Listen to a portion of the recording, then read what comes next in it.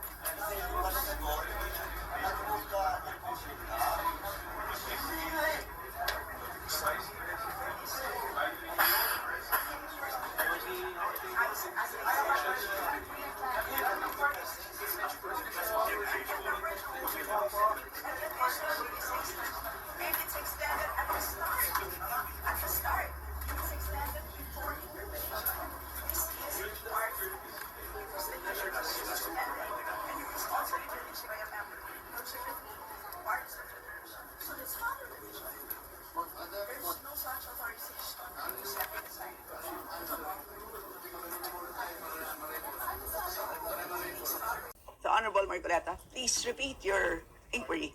Yes, in connection to the earlier parliamentary inquiry, Madam Chair, I have already related the value of tradition.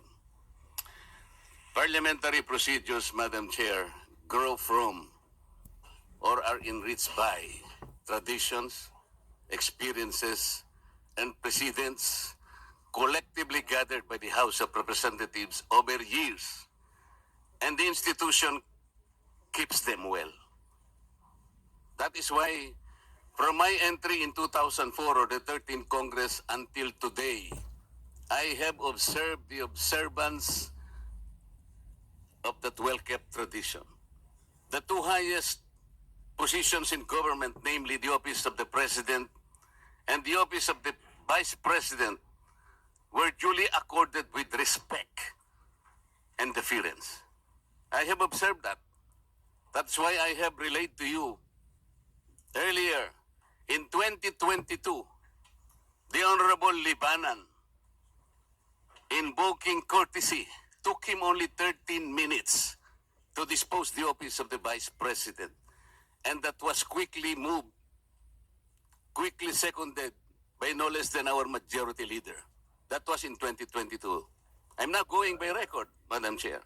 2023, I said, no less than the presidential son, our own senior deputy majority leader, stood up and said that in line with the time-honored tradition of according courtesy to the office of the Vice President, I move to terminate the budget briefing of the OVP.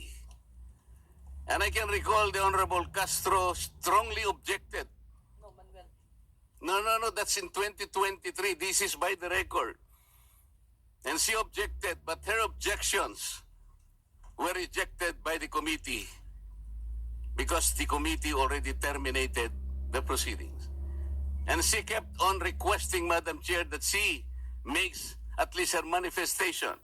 And she was unable to do that because the proceedings were terminated. So that, what I am saying, from 2004, when I entered these halls, these hallowed halls, hanggang punto sa sinasabi kong 2023, we have kept the tradition. Ngayon po, kung ano-ano ng mga tanong ang ginawa, in 2023, 22 minutes. 2022, 13 minutes. Ito po, pinagawa yan na po yung budget earlier at ngayon we're about to quarrel again on the budget. Ang tanong ko nga po ngayon, dahil nga po sa nangyayari ngayon sa budget ng Office of the Vice President, and despite her manifestation that she will no longer defend her budget because she forgo, sabi niya, I will forgo my opportunity to defend the budget of the OVP for 2025 by way of question and answer, and I will leave to the House of Representatives to decide such proposal as presented. We cannot even accept such kind of answer, Madam Chair. What do we need her to articulate for? So ang pinag-uusapan po natin, wala na po ba yung respeto sa tradisyon na yun? Kagaya po ng binabanggit ko, every time mag-interpellate po dito, Madam Chair, because of that tradition, it's always the member of the minority who will start the interpellation because we have kept that tradition. Ang dami po. Ang dami ko pang sasabihin sa inyo, haba lang tayo.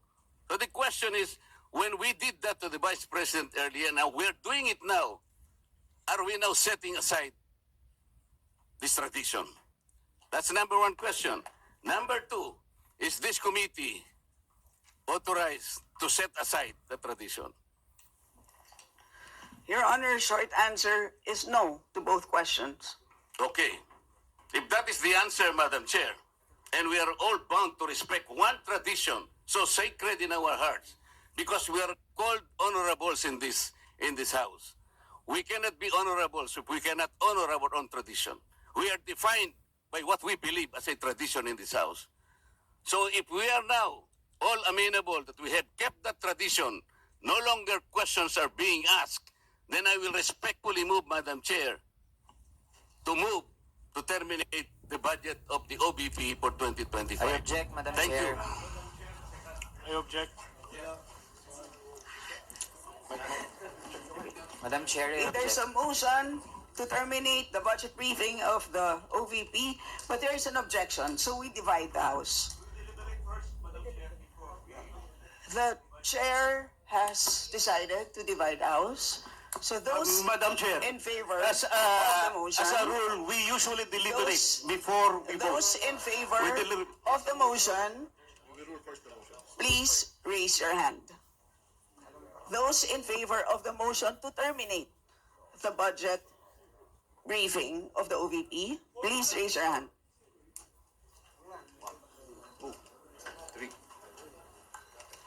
All those against. Those who are not in favor of terminating, raise your hand.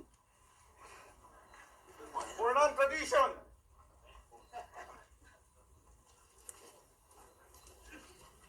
Okay.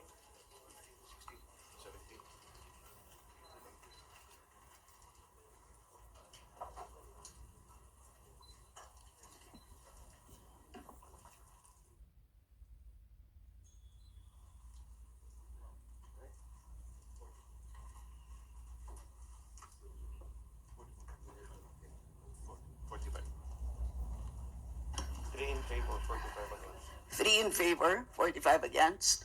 Motion is The motion lost. is Lost. lost. Madam Chair, I thought we have kept the tradition. The tradition is no longer ask any question. That was the tradition. So why are you voting against the motion? The majority of the It- will it's- is it's- always respected. It's The will of the inconsistent majority with the is always tradition that respected. we have already agreed to observe. So, we will Yes, Madam proceed Chair. to the next. You mentioned earlier that we will keep up the tradition. You said no. Earlier, For no, orderly we voted proceedings, I against. remind the members to please wait to be recognized before speaking. So, the chair now recognizes the Madam budget Chair. sponsor.